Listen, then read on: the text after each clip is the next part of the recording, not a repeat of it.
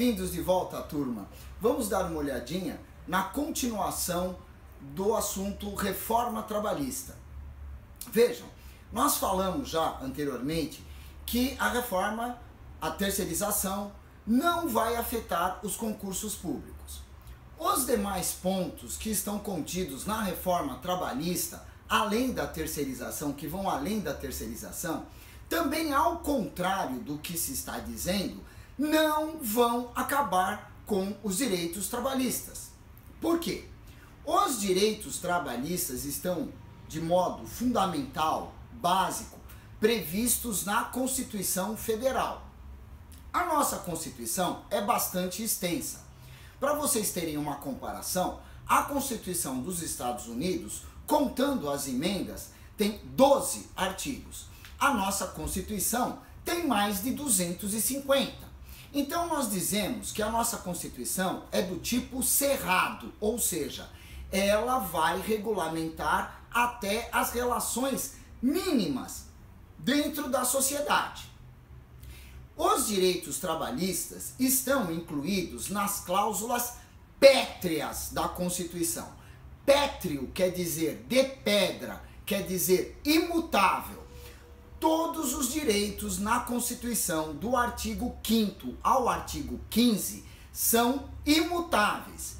E os direitos trabalhistas estão previstos no artigo 7º da Constituição. Isso significa que nenhum dos direitos que estão elencados no artigo 7º vão ser suprimidos. Eles não serão suprimidos. Sempre vai haver, enquanto houver essa Constituição, sempre vai haver os seguintes direitos. Vamos ver? Primeiro, a proteção contra a dispensa arbitrária. Nós temos, por exemplo, no sistema trabalhista, não apenas na CLT, no sistema trabalhista, o Fundo de Garantia do Tempo de Serviço, que, por ser uma indenização, por conter uma indenização no caso de dispensa arbitrária, em si já representa uma proteção contra isso. Vejam que o inciso 1º do artigo 7º fala justamente isso, proteção contra a dispensa arbitrária e indenização no caso disso ocorrer. A multa de 40% sobre os depósitos do FGTS está mantida e não vai ser negociada, não vai ser objeto da reforma trabalhista, como nós estamos vendo no Congresso. O inciso 2º trata do seguro-desemprego. O seguro-desemprego também está mantido. É bem verdade que algumas normas do seguro-desemprego foram flexibilizadas e a entrada no seguro-desemprego foi um tanto quanto dificultada nesses tempos porque estavam acontecendo muitas fraudes. Então, para evitar, primeiro, as fraudes e, em segundo lugar, a excessiva rotatividade da mão de obra, acumularam-se algumas regras para entrada no seguro-desemprego, mas o seguro-desemprego continua existindo.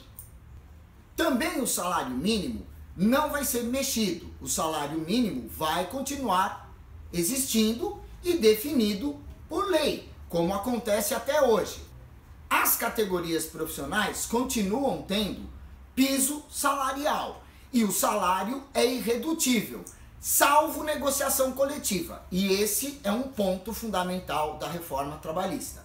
Negociação coletiva significa os trabalhadores negociando diretamente com os empregadores. Caso haja a necessidade da redução de salários para a manutenção do nível de emprego ou do emprego em si, individualmente, isso tem acontecido, mas está previsto na Constituição e já estava previsto antes, então também não é objeto da atual reforma trabalhista. Um outro ponto da reforma trabalhista é a questão da jornada móvel e variável, que pode sim levar a uma remuneração variável. Acontece que muitas categorias profissionais que ganham por comissão, por exemplo, como comissionista puro, já têm de muito tempo uma remuneração variável. O limite de jornada de 8 horas por dia e 44 horas semanais não será alterado. Da mesma forma, não será alterada a alíquota da hora extra, que continua sendo de 50%. O que vai ser flexibilizado é a possibilidade de extensão da jornada a até 12 horas, mantido um limite de aí 48 horas semanais, entretanto com 4 horas extras ao longo da semana. Isso já existe na CLT e é chamado, inclusive, pré-contratação das horas extras. A pessoa pode trabalhar por dia, além das 8 horas, mais 2 horas. Isso, numa semana de 5 dias, já dava 50 horas. Existem pessoas que pré-contratam as horas extras e ganham essas horas extras e ganham 10 horas por dia. Essa jornada de 12 horas, ela não deve ser diária. Ela vai atender determinadas categorias profissionais que tem que trabalhar em plantão de 12 horas, como o pessoal da saúde, e que trabalha 12 por 36. 12 horas de trabalho por 36 horas de descanso. Isso já acontecia antes, mas vejam, tanto o limite de 8 horas quanto a alíquota de 50% não serão mexidos. Não vai ser mexido também salário família, a existência dos benefícios previdenciários, vai continuar havendo PLR, e o PLR ou o PPR, ele depende de duas coisas: lucro da empresa e negociação coletiva, ou seja, a responsabilidade é dos sindicatos de fazerem as negociações coletivas que conduzam à participação nos lucros e resultados. Isso também vai continuar havendo. O repouso semanal, ou seja, um dia de descanso a cada 7, também está mantido, não vai ser suprimido.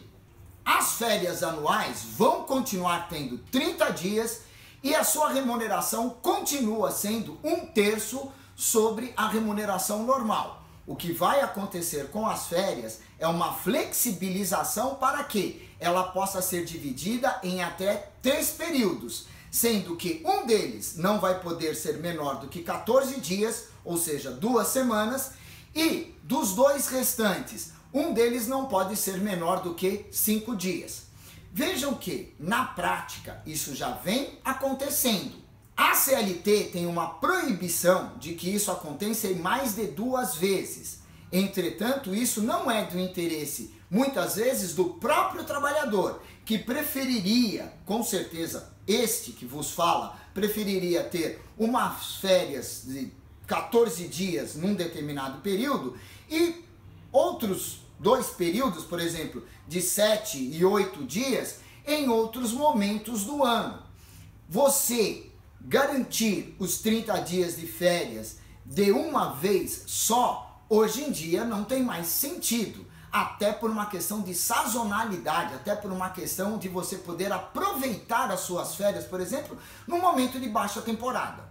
Também aviso prévio, proporcional ao tempo de serviço, como agora já existe, e outros direitos, como vocês podem ver no slide que está colocado aqui à direita e à esquerda, nenhum desses direitos está sendo alterado.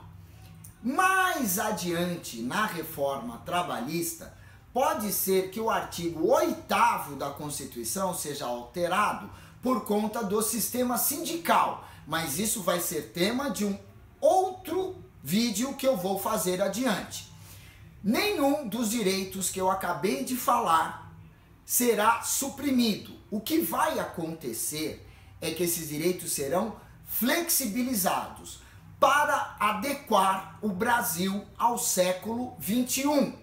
Manter uma legislação retrógrada, atrasada, toda remendada, metade dela, mais da metade revogada, jogada às traças, com interpretações dúbias, polêmicas, com termos que não existem mais, como por exemplo telegrafista. Qual é o sentido de uma legislação que trata sobre telegrafista, código Morse, no século XXI?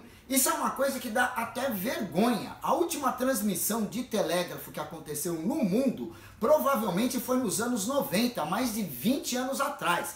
Isso não tem mais sentido. A CLT precisa sim de uma reforma. E uma vez que a gente já tem esses direitos fixados na Constituição Federal, nós poderíamos fazer um código trabalhista, uma lei única, que então prevalecesse sobre a CLT e revogar logo de uma vez esse texto da CLT. Fazer uma legislação moderna que trate, por exemplo, do trabalho remoto, que é o trabalho em casa, né?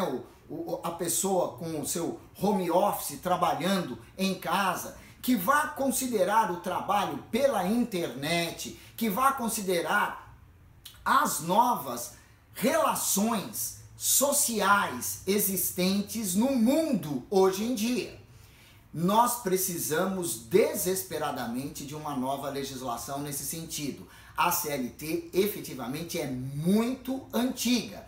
As pessoas, entretanto, e principalmente os sindicatos, são contra isso porque eles têm interesses que nós vamos mostrar num próximo vídeo. Gente, não vai haver supressão. Vocês podem ficar tranquilos. Escravidão, prejuízo, toda essa gritaria que PT, PCdoB, PSOL e outros partidinhos de esquerda, mais sindicatos estão fazendo, é para insuflar pânico na população. Porque nós vamos mostrar, eles têm interesses fundamentais que isso não seja movido. Se vocês gostaram, turma, dá um like, se inscreve no meu canal, mandem perguntas, vou procurar responder sempre que aparecerem, ok? Muito obrigado!